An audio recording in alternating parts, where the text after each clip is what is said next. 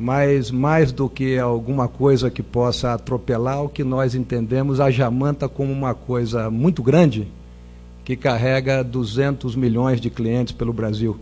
E, paradoxalmente, ela é grande, pesada, mas é muito rápida. Eu queria, com prazer aqui, convidar o senhor Harold Trachtenbein, diretor de Políticas de Audiovisual e Mídias da Comissão Europeia, para fazer a sua palestra. Please. Harold Trachtenbein, ele possui formação em Direito. Desde 2007, é o chefe adjunto da Unidade de Políticas de Audiovisual e de Mídias na direção da Sociedade de Informação e Mídia da Comissão Europeia. Foi responsável pela revisão da Diretiva Televisão Sem Fronteiras. Atualmente, acompanha a implementação da Diretiva Serviços de Mídia e Audiovisual. Ocupou cargos no ensino universitário e no gabinete do primeiro-ministro austríaco, antes de trabalhar na Comissão Europeia, na sua representação em Viena. É autor de diversas publicações sobre direitos fundamentais, proteção de dados e direito de mídia. Com o senhor Harold Trachtenbein, sucesso. Obrigado.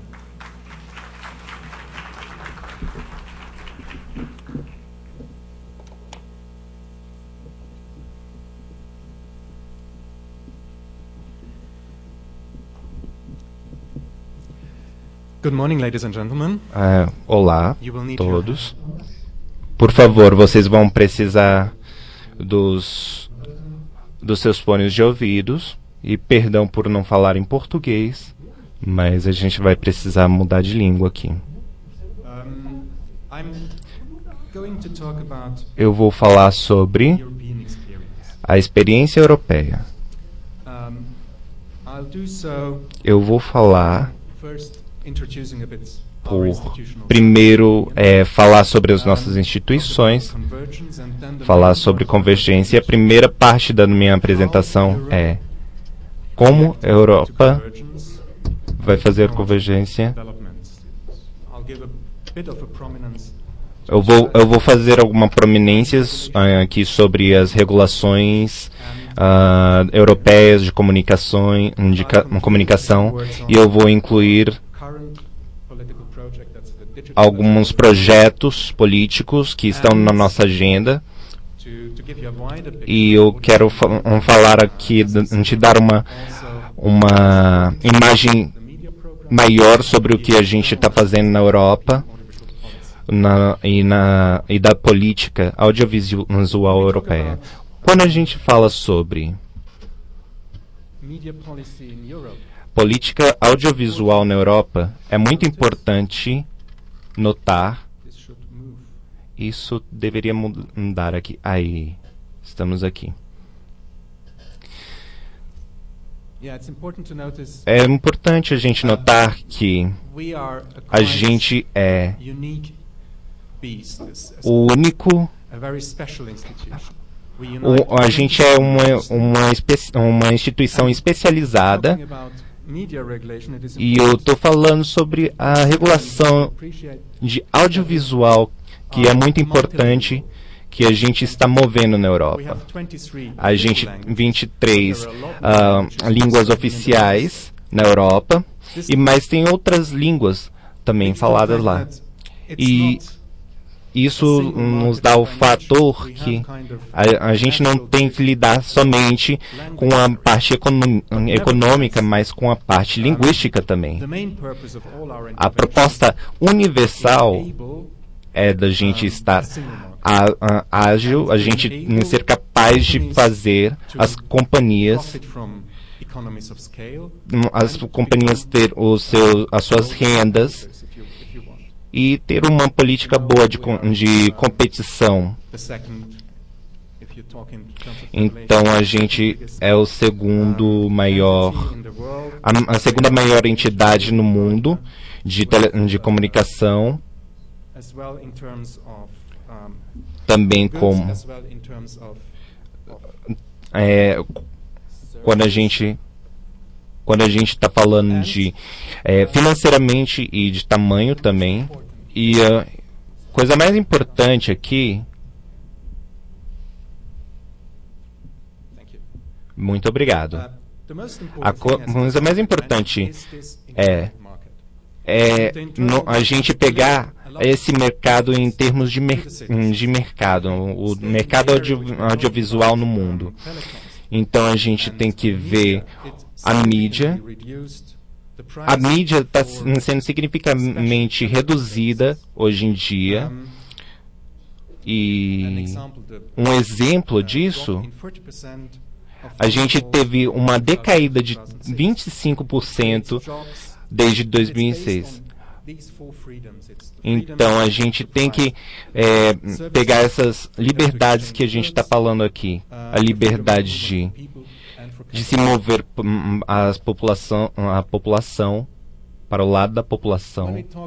Quando a gente está falando sobre convergência, o ministro já falou sobre isso. Quando você tem o seu celular, por exemplo, a gente não está falando somente sobre telefonia. A gente está falando sobre vários ramos de tecnologias. Uma tecnologia de audiovisual, uma tecnologia audiovisual, telecomunicacional. E hoje em dia a gente vê o quê? Que todas as tecnologias, você pode ser informado pelo seu celular, por exemplo. Todas as tecnologias hoje em dia podem chegar no seu celular, no seu laptop. A convergência da mídia na Europa é totalmente voltada a descobrir novas tecnologias. Essa é a ideia principal. E essa é a realidade, é o que a gente está vendo hoje em dia, tecnologia sendo modernizada. Não faz sentido mais de ter alguma coisa velha. Uma coisa que a gente só tem em nossa casa, se a gente pegar as redes de tecnologia, a gente pode modernizar eles. Como que isso pode ser usado para a as regulações futuras? A gente está tendo que pegar um ponto coerente de regulação e regulamentos para a tecnologia, não só na Europa, mas no mundo inteiro. E isso está sendo regulamentado em nossos escritórios.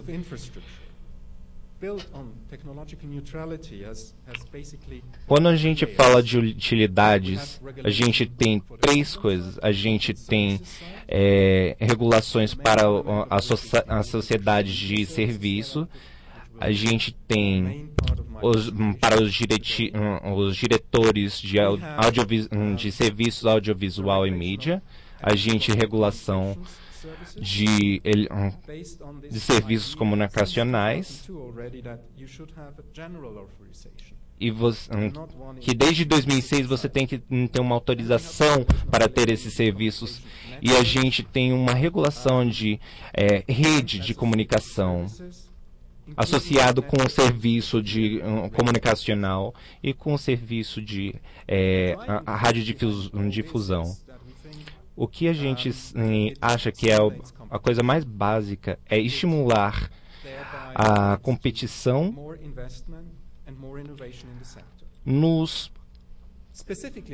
mais concorrência para que a gente possa modernizar cada vez mais. O que vem para o futuro? O que está vindo para a gente? A gente viu alguns desenvolvimentos na área.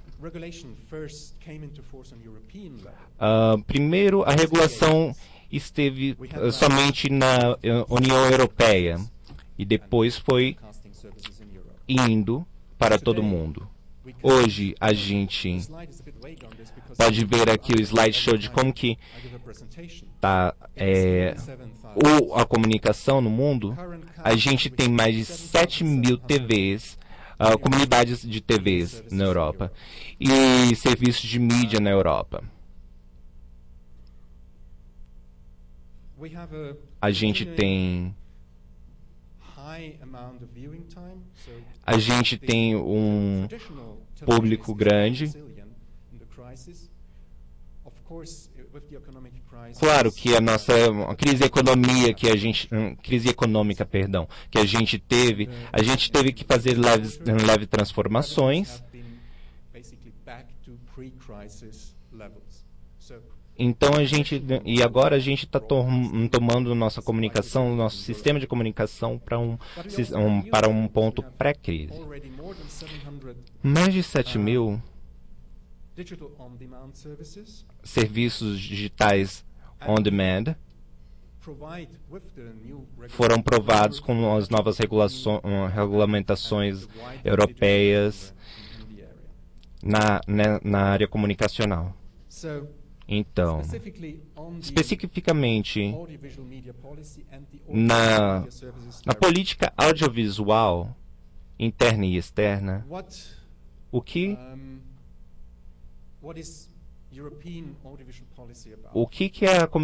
a Comissão Europeia está fazendo para a política audiovisual? A gente está... Isso tudo é sobre a concorrência de mercado e de serviços de telecomunicações. A gente tem que lidar com culturas europeias, não só europeias, mas mundiais, e a gente tem que lidar com comunicação, com as regulações, as leis de cada país. E isso é parte da nossa regulação, da nossa regulamentação. Deixa eu dar um pouco de...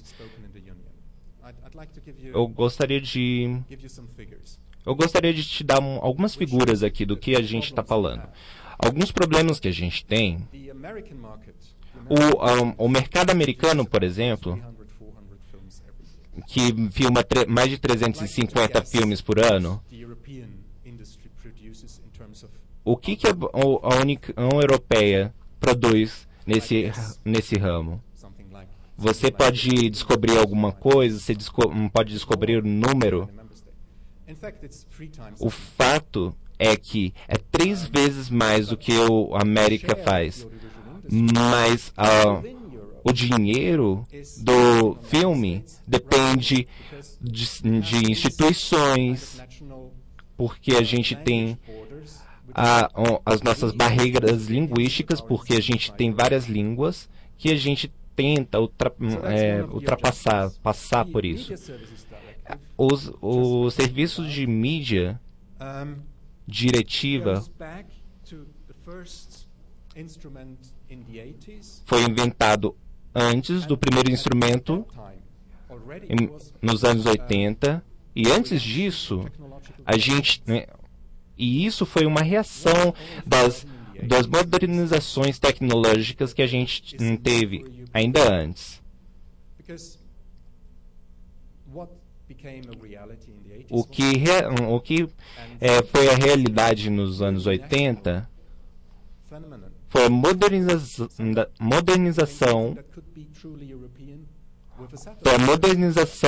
das nossas tecnologias comunicacionais, perdão. Então,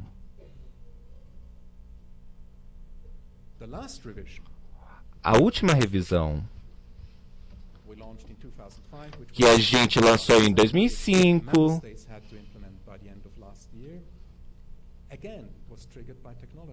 foi também uma coisa trazida pela tecnologia.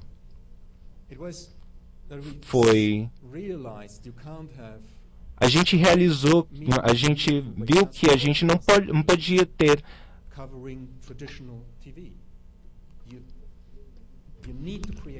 Você precisa criar um campo igual de jogo para todos. Você precisa de um marco regulatório que propicie, assim como faz a televisão, todas as outras formas de delivery de conteúdo.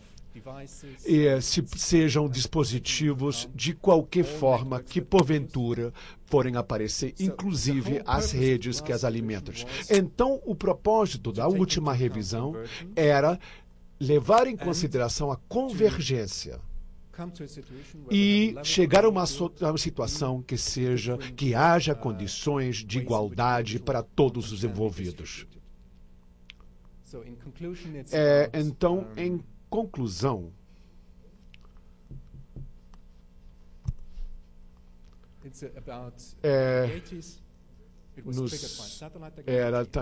foi provocado por tecnologia de satélites e também foi desenvolvido pela esta tendência à convergência.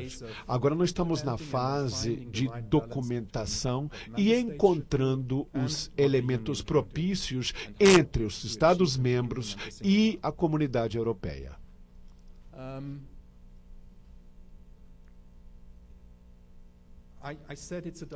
Eu disse que era uma diretriz, mas a forma europeia de implementar ou de legislar é através de diretrizes. E a ideia atrás de uma diretriz é tentar detectar a realidade dos objetivos, mas também para orientar os países membros de como eles podem alcançar os objetivos pretendidos. E essas diretrizes são adotadas em nível europeu pelas diversas instituições por as quais eu trabalho, que seria os órgãos que representam os interesses comuns. E é adotado um sistema bicameral na comunidade europeia, juntamente com os representantes de cada um dos países membros. Mas o marco geral que é fornecido, e no setor de audiovisual, eles têm regras mais rigorosas e também são muito mais detalhados e muito mais rigorosos. O mercado interno e a ideia de uma diretriz é basicamente sobre essa ideia de país de origem. Quando você começa a entender a regulação do setor de audiovisuais na europeia, é como então você pode ter uma ideia melhor de como funciona a comunidade europeia. E quando um país membro segue essas regras então são distribuídas para todos os outros membros. Nós temos padrões mínimos e com esses padrões mínimos aí tem acesso para todo o mercado interno europeu. E a mesma coisa com a diretriz. Nós acordamos os padrões mínimos e colocamos esses padrões mínimos na mesa de discussão para poder encontrar os elementos apropriados. Agora, qual é o equilíbrio propício? O que é que deve ser deixado para a União Europeia? O que é que tem que ser deixado para os países membros? Para poder também atingir os objetivos sociais. E isso tudo tem que constar na diretriz. Eu também mencionei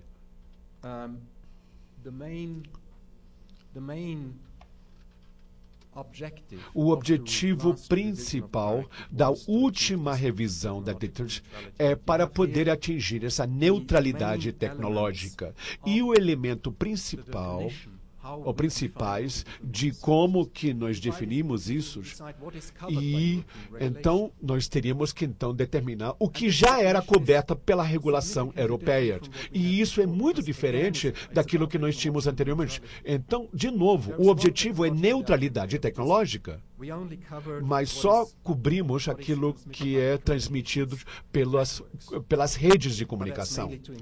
Mas isso também exclui cinema e DVDs. O resto é tecnologicamente neutro. Então, é sobre um serviço que nossa base legal, nós não cobrimos sites da web privados, ou, por exemplo, vídeo de um casamento que talvez o cara postou numa plataforma de geração de conteúdos. Não. É serviços. Esse é nosso objetivo. O que era muito importante na Europa são a difusão de serviços públicos ou públicos em geral. Isso é relacionado à ideia de mídia e relacionado à ideia que deverá haver alguém que tenha responsabilidade regulatória sobre isso. E principalmente, e também em relação a plataformas geradas por usuários, em que não há um editor atrás para poder editar esse conteúdo.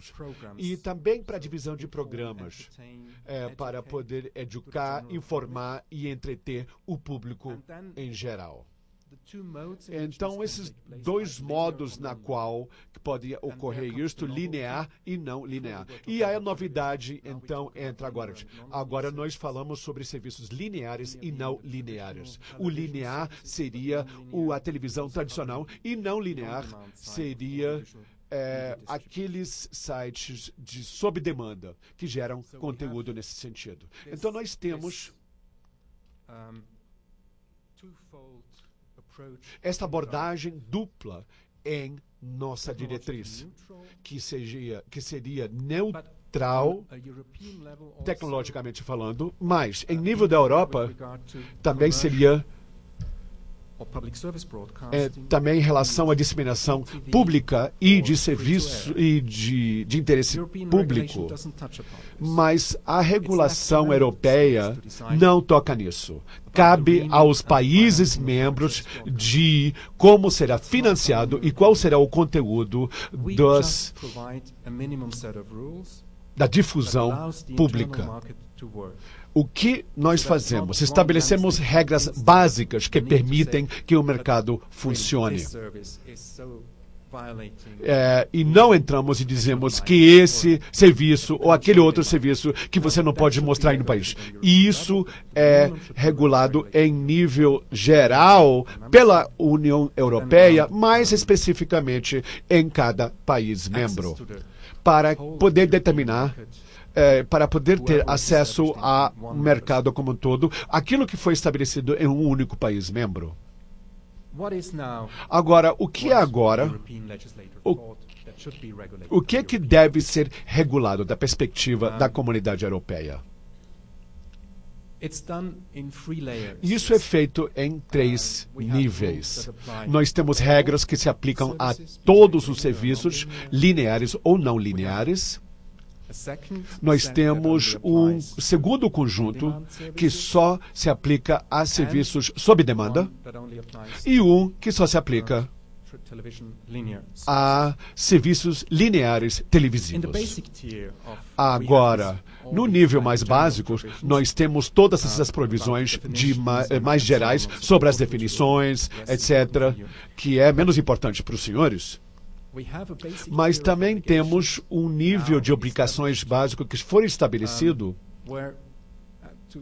onde que foi de nossa surpresa que os legisladores acharam que deveria haver um conjunto comum de regras que se aplica para todos os serviços. E são limitações e regras quantitativas para a propaganda. E isso é uma das partes mais importantes do marco regulatório, que irei abordar depois. E também aborda acessibilidade a esses serviços para as pessoas que têm alguma forma de necessidade especial. Tem problemas de ouvir, ou de falar, ou problemas visuais. Para poder botar legendas ou outras formas de comunicação. Temos, então, normas nesse sentido, e as regras de propaganda também têm a ver com patrocínio. Também temos regras específicas em relação à proteção de menores e a promoção de conteúdo europeu, independentemente se é um serviço linear ou sob demanda. De acordo com a natureza do serviço, talvez tenha que ser feita uma distinção. E, além disso, para os serviços televisivos, ainda temos limitações da quantidade de propaganda, ou seja, há restrições quantitativas nesse sentido, e também tem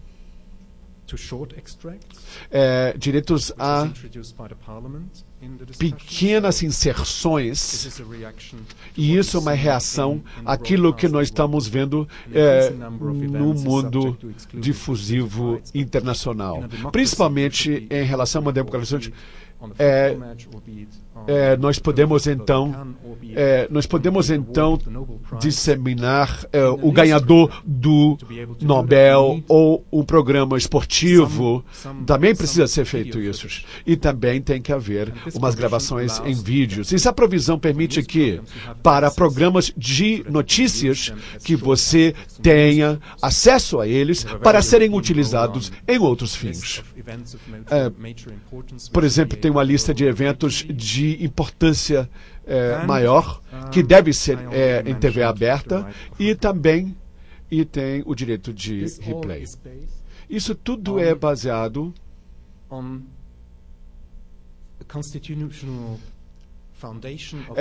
nos preceitos constitucionais de liberdade de expressão. Nós temos duas referências aqui. Por um lado, nós temos artigo 10 da Convenção dos Direitos Humanos, e na nossa comunidade europeia nós temos regras, que temos a Carta de Direitos Fundamentais da comunidade europeia, que foi promulgado em dezembro do ano passado. Essas regras em relação à liberdade de expressão são fundamentais para nós e também nos obriga tanto em nível da comunidade como em nível de países membros.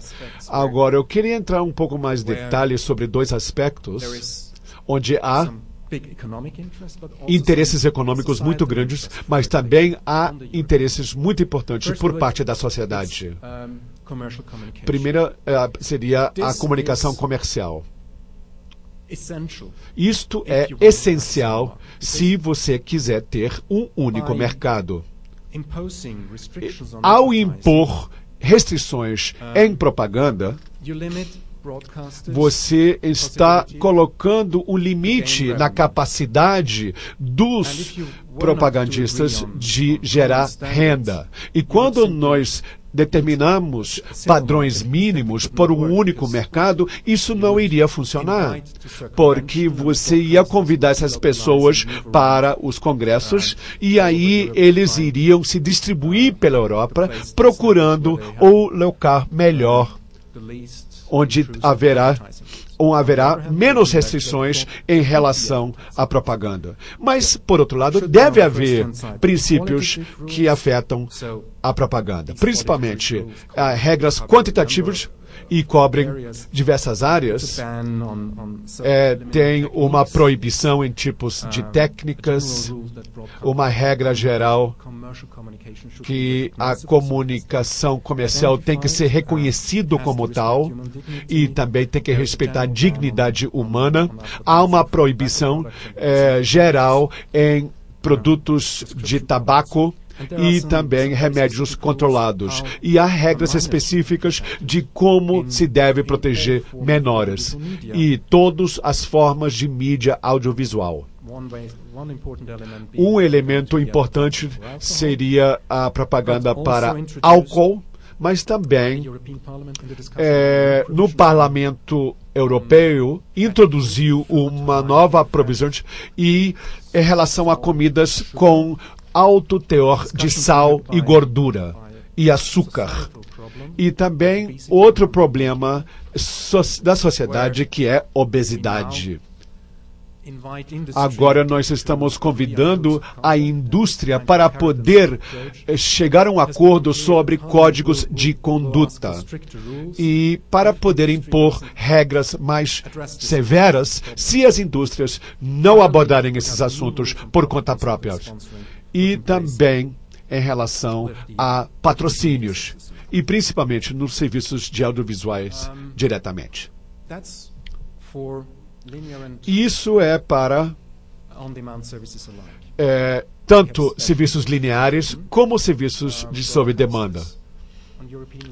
E também tem em nível da Europa para para propagandas, mas também sobre a quantidade de propaganda que poderá ser admitida. Também impusemos restrições, é uma regra de 20%, não posso ter mais do que 12 minutos de propaganda por hora, e também tem regras de inserções.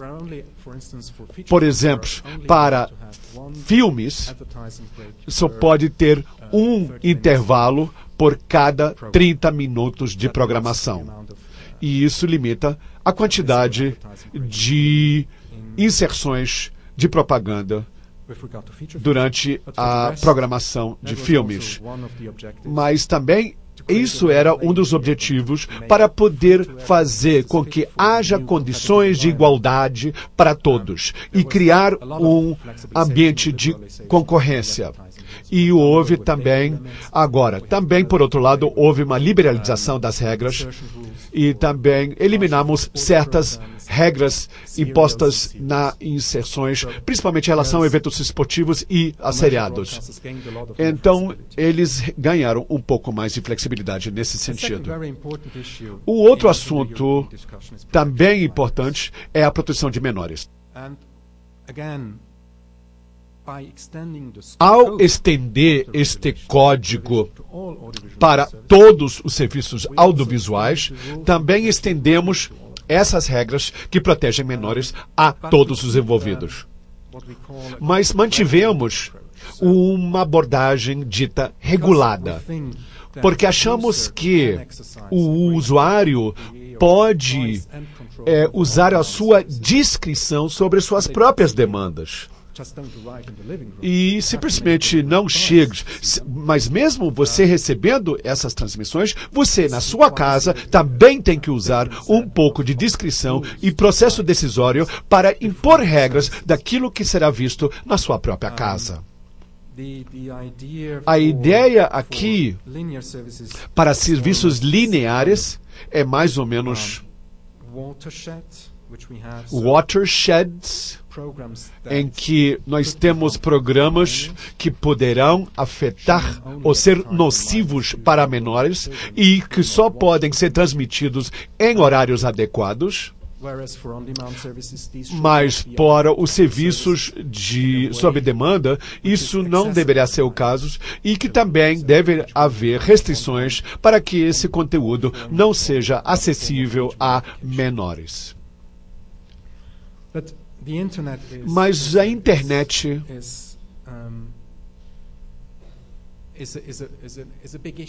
é um grande assunto e nós não podemos abordar a complexidade da internet somente através da regulação. Também tem que usar boas práticas e outras formas de regulação, discriminação, estender este direito de resposta a também serviços sob demanda. Também atacamos o problema de jogos de vídeo e o principal instrumento que nós temos em nível europeu é um instrumento voluntário de rotular para que os usuários e os pais possam saber quais são os jogos adequados para seus filhos. Seria o sistema de jogos pan-europeu, que faz com que os pais possam determinar quais são os jogos adequados para seus filhos. Mas complementamos esta diretriz com iniciativas mais amplas para proteger crianças. É o programa de internet mais seguro. Trabalhamos mais próximos da indústria para estabelecer códigos de conduta e, por exemplo, para poder trabalhar com fenômenos da internet como Facebook e MySpace.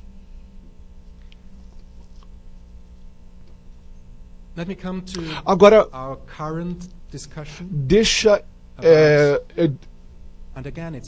deixa eu falar um pouco sobre aquilo que nós estamos falando agora e qual seria a agenda digital para a Europa nesse exato momento.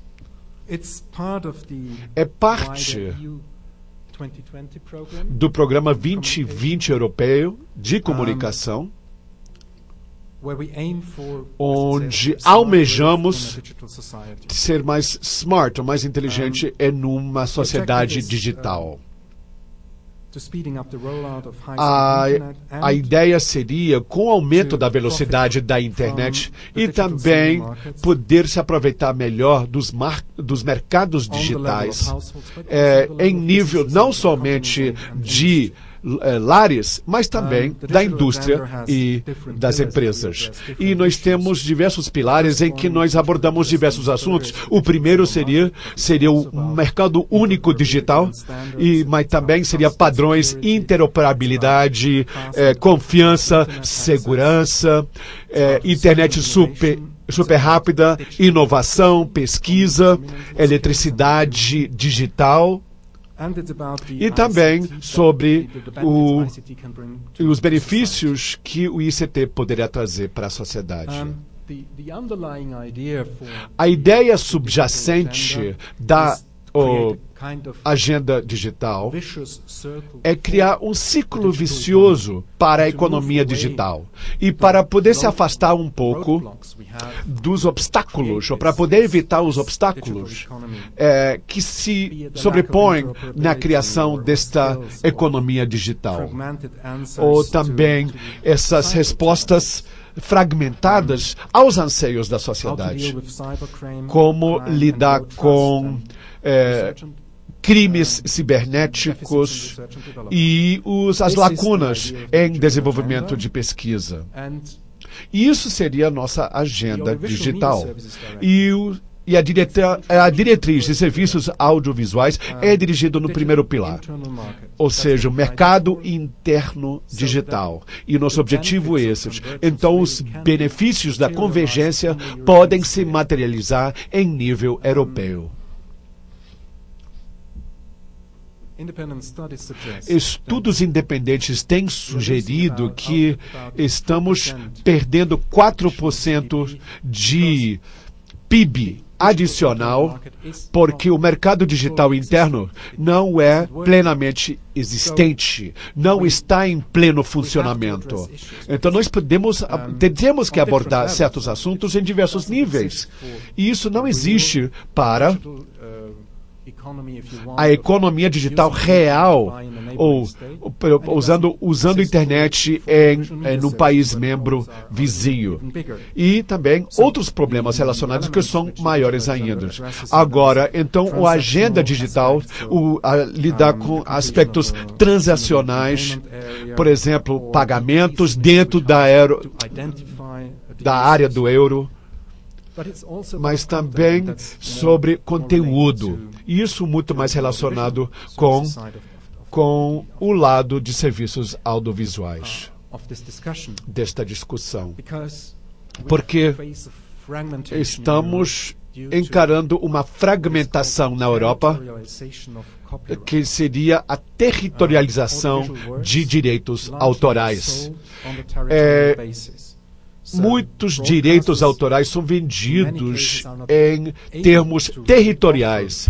Então, é muito difícil oferecer serviços pan-europeus, porque só podem adquirir os direitos para um determinado mercado nacional. Então, isso é um problema específico para os serviços sob demanda, e principalmente em relação a transmissões via cabo e por satélite. O que nós estamos fazendo nesse sentido é ver como que essas sociedades... então, nós estamos falando de assuntos relacionados à transparência e governança nesse sentido. O que nós vamos falar como trabalhos órfãos? Por exemplo, nós temos uma carga e um histórico de produções audiovisuais que estão dentro dos nossos arquivos que não podem ser utilizados porque não está muito claro de quem ou a quem pertencem os direitos sobre essas obras. Agora, A última parte da minha apresentação, que também são aspectos que complementam essa discussão, que complementam também a regulação. Tem dois aspectos envolvidos, que seria o suporte ao programa da mídia e o que nós vamos fazer sobre nossas dimensões externas. Agora, só para ter uma ideia sobre o programa de mídia, é um programa no nível europeu que visa complementar aquilo que já está sendo feito nos países membros. É na produção de filmes. Nós queremos ajudar ou fazer com que esses filmes possam transitar pela Europa como um todo, mas também aberto para os países vizinhos, de Suíça para a Turquia. Embora eles sejam membros, não sejam membros da comunidade europeia, eles são membros desse acordo digital. E tem mais ou menos, isso também afeta os 750 milhões que é gasto ao longo ou por ano. E parte desse dinheiro tem que entrar na distribuição desses trabalhos em outro mercado que não seja somente o mercado nacional e que possa atingir assim outras audiências. Por último, sobre a dimensão externa da política audiovisual,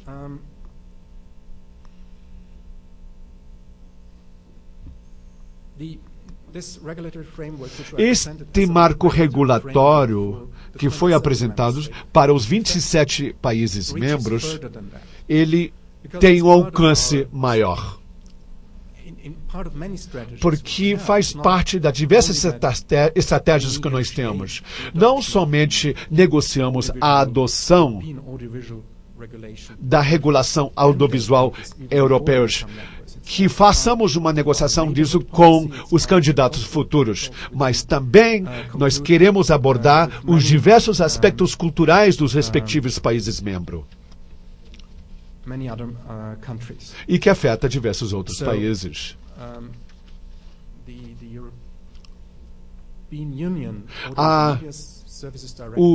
A diretriz de serviços audiovisuais da Europa vai ser implementado muito além dos 27 países membros. E principalmente para poder lidar com as diversidades.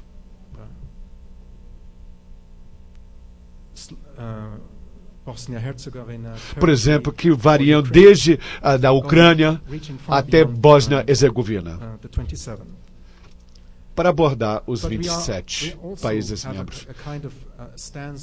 Mas temos também uma posição em relação a políticas de audiovisual, quando negociamos uma coisa, por exemplo, a Convenção da Unesco do controle da diversidade. Mas também temos uma posição específica das organizações da OMC que permite que possamos implementar essa política para poder promover a diversidade cultural e as produções propriamente europeias, para poder dar apoio para que cada um dos países membros possam então apoiar suas expressões culturais através de produção audiovisuais. Em conclusão, tudo isto,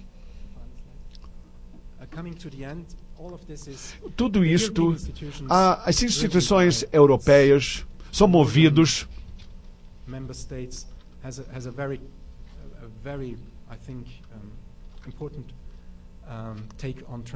tem um foco muito importante sobre transparência. Então, há muitos documentos disponíveis no nosso site da web. Está em pelo menos 3 idiomas, inglês, francês e alemão, mas são todos os documentos oficiais, também estão disponíveis em português, que é um dos idiomas oficiais da comunidade europeia.